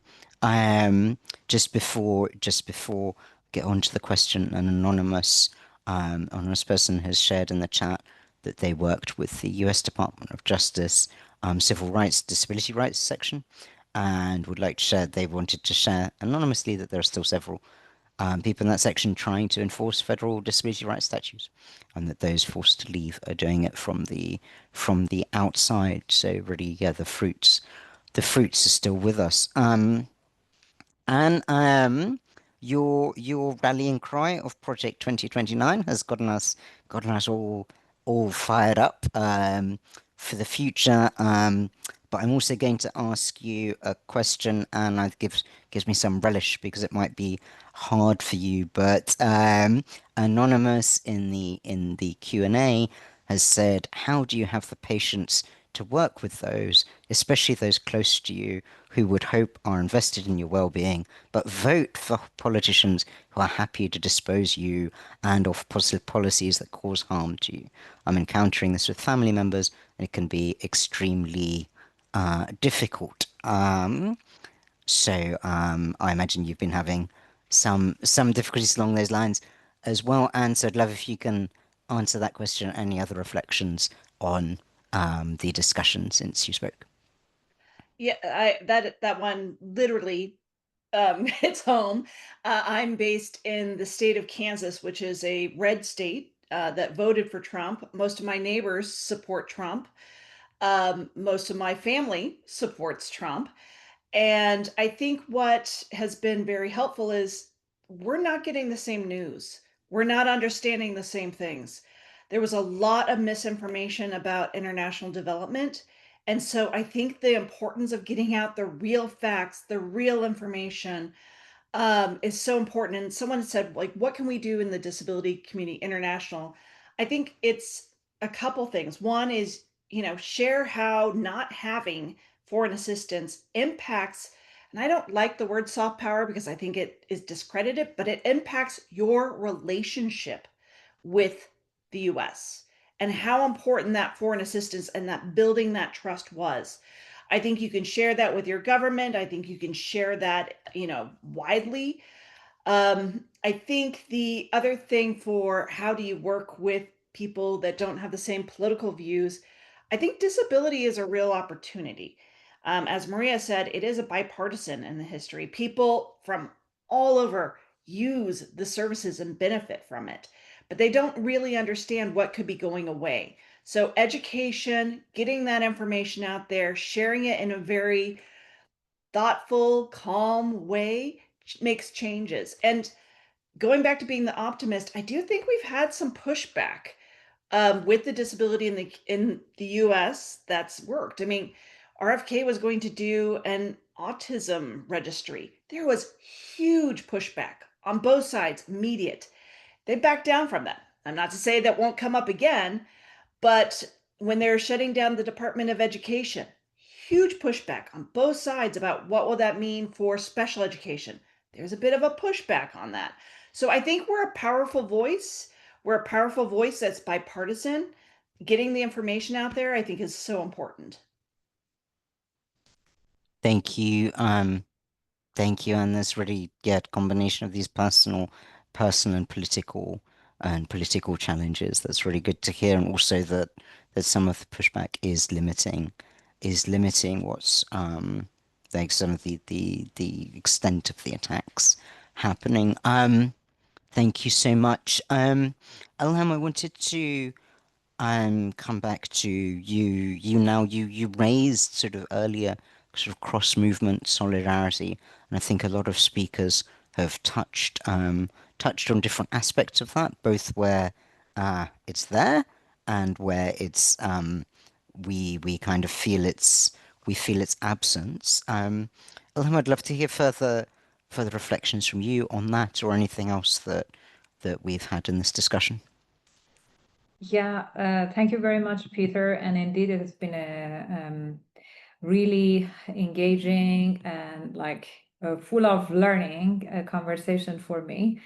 I want to pick up on, as always, amazing Gerard's terminology of market-based democracy or market-based approach, which is more and more is spreading, because that's actually something that is common between disability, pushing back on disability rights and pushing back on refugee and migrants' rights. Because even when some of our colleagues were advocating for refugee-friendly policies, migrant-friendly policies, they use this market-based approach to do their advocacy, which is, in my opinion, very dangerous. So we hear that they talk about how migrants are doing the job that no one else would do, and they're very cost efficient to like hire them to do the job because no one would pick up strawberries for $5 an hour and things like that. And this is exactly the same approach that we see about disability and devaluing people with disabilities because of the assumption, the wrong assumption we all know, that people with disabilities cannot contribute in the economy, in the society on equal basis with others, so should be deprioritized in accessing resources. And I think this is something that brings together even more the disability movement and refugee migrant rights movement. And I want to emphasize that, and I want to put it in Anne's list for Project 2029 to look into this cross movement, because I think what we need is to change the narrative. Anne's neighbors in Kansas and other colleagues in red states need to hear these examples and be exposed to this market-based approach and how it can be dangerous for literally for everyone. Because even if someone is right now like productive economically, they can be temporarily or permanently not being able to be productive in the very classic material-based definition of production. And this is something that doesn't discriminate. So I think in the time frame that we have until 2029, while we are fighting back, while we're using all the means that we have, including the colleagues in Disability Education and Defense Fund, of wonderful work, and other colleagues who go to court, who do advocacy and pushing back as much as we can, we also need to start building the narrative, documenting what is happening, clarifying the danger of such approaches without going into so much into the political conversations, but make it human story and human understandable for people with different types of experience, so that we can like bring together this rights-based approach to humanity. That's, I think, what we really need. Otherwise, Trump, anyway, this Trump, it will go. We never know if another Trump or even worse would come back at some point.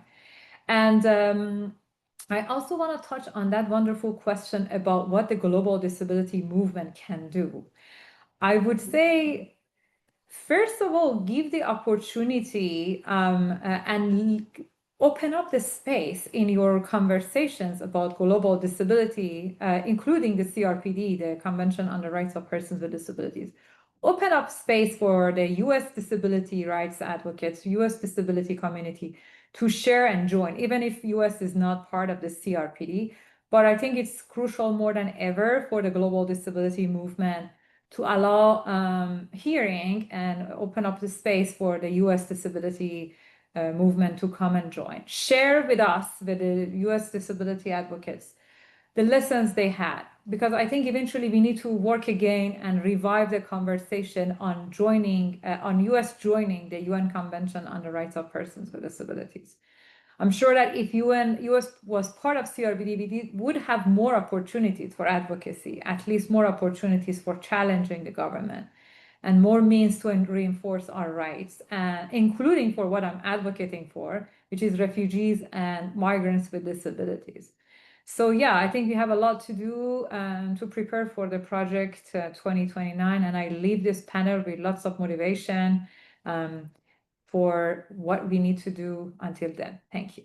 Thank you so much. Thank you so much, Elham. Really great that we're adding to Anne's list, or our list by this stage. Gerard, if you're still here, yeah, I'd love for you to come on video and on Spotlight to help us wrap up. I think I'll just sort of raise a few questions. I think Jeff asked this question about how to fight against so that our work is associated with progress rather than the quote unquote wokeism and wastefulness. Lucas is asking about, well, we're focusing on the Trump administration, but it's not exactly as if we don't have enemies on the left as well as the far the far right, something that here in the UK we are seeing under our supposedly leftist government. Their policies on disability are a bit close to the Trump, not the Trump administration, but the previous um, previous conservative government. And I think, Jared, a kind of question from my side is you brought up that lack of this loss of the moral leadership, and if you had a moment for a comment about that. But Jared, you've got about 4 minutes before we give back to Eric, so don't try and answer all of that, but maybe close us out with some reflections from your side. Thank you so much, Peter, and thank you, everybody. I think Elham put her finger on it. That the real question is, who counts? Why do you value them? How do you value them? And what do we owe each other in a civilized society by way of support to make sure that we can live a successful life as we define it for ourselves? The problem is the market-based conception of the human being really reduces the person to one dimension. I've always said there is a need to put the human back into human rights and to actually rethink human rights into the 21st century. I think Sylvia and others made a very important point about artificial intelligence. If Anne Hayes is right, and I'm convinced she's right, we need to be putting together Project 2028, 2029. We need to be taking account transformative elements, and artificial intelligence has a lot of risks, and many of them have been very well highlighted, and it needs to be regulated. But at the same time, if it offers some power to harness hidden forces, to open up more doors, we should be doing that as well. And I think Sylvia made a very important point about the distinction between benefits and rights. Frankly, we have not done a good job on that anywhere in the world. And we really need to think about a new chemistry that blends together the civil rights that the ADA is famous for and the kind of social rights that old Europe had been famous for, but maybe not in the way we wanted it to be. And that really is the agenda for the future. In terms of wokeism, I won't pretend to understand American political terminology. I will say that the original intention of Title I of the Americans with Disabilities Act on employment discrimination was never to give an artificial advantage to somebody. It was always to just create space for human talent. What in God's name is wrong with that?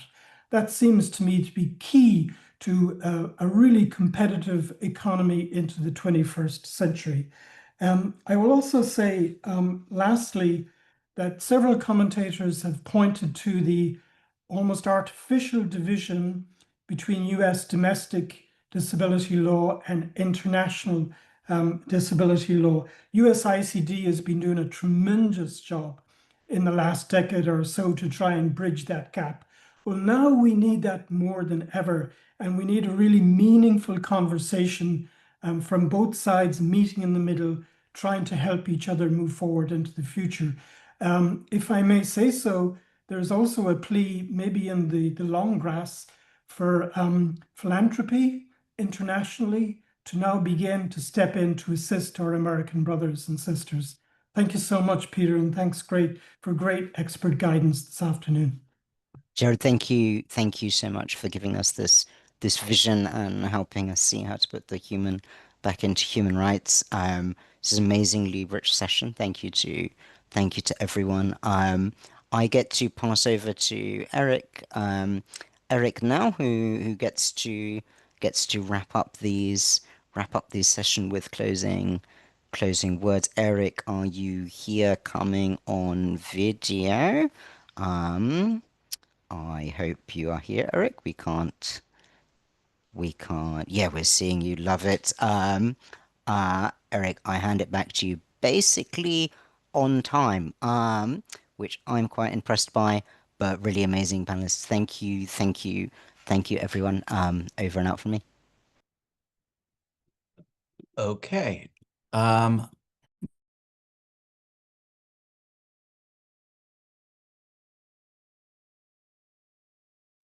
You're on mute, Eric.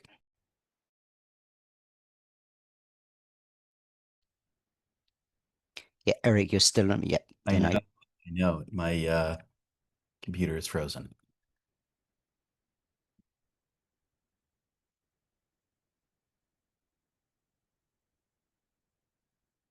Sorry.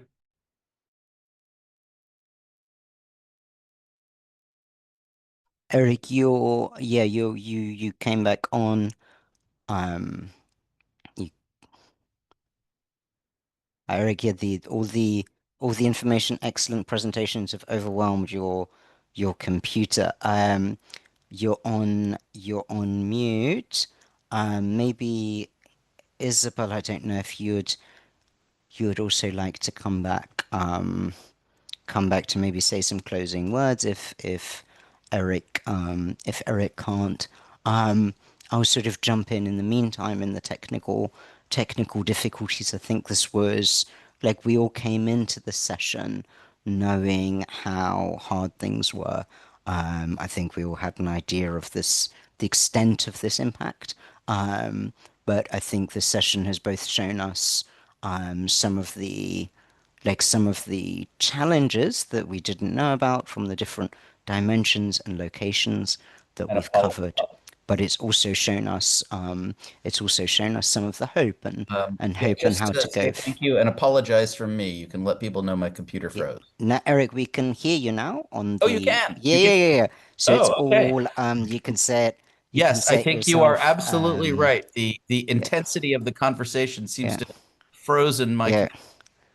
Please, Eric, take it. You take it from here. The only thing for me, the real takeaway from this was this looking towards the future, and it's really nice to have that label of Project 2029. That we have to use this time to reimagine what happens next. Eric, I pass back to you. Well, thank you so much. And again, my apologies. My computer froze at the last minute. And so I was unable to unmute or turn on my camera. I do believe that in some ways, the power of the conversation may have frozen my computer. It has been a great discussion, and I thank you all for joining us. Let us keep this discussion going. In a way, necessity. You're on mute again, Eric.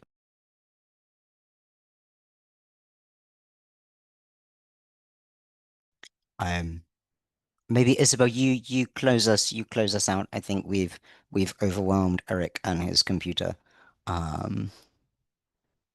So I think Eric wanted to say thank you to everyone, and also thank you to our sponsors, Eastern Oregon Center for Independent Living, the World Institute on Disability, and the SIL in Berkeley. We've heard from some amazing speakers. I feel at the end of this conversation, we have a call to action.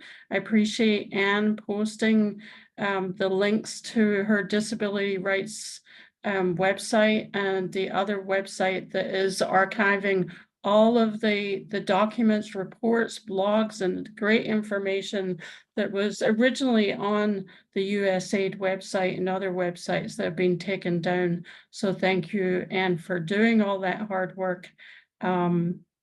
I think as a follow-up, it would be wonderful if we could reach out to everyone, and we have your email addresses, just to remind you of all these great resources and to perhaps even talk next steps.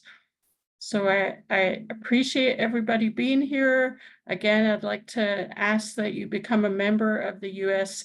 International Council on Disabilities as we work on a lot of these different issues, and especially, making sure that the $20 million of appropriations that were at USAID are transferred over to the Department of State so we can do and continue this wonderful disability rights work that we've been doing for many, many years.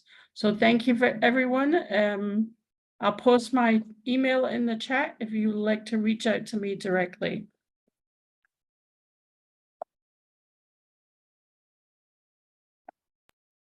Wonderful. Thanks all.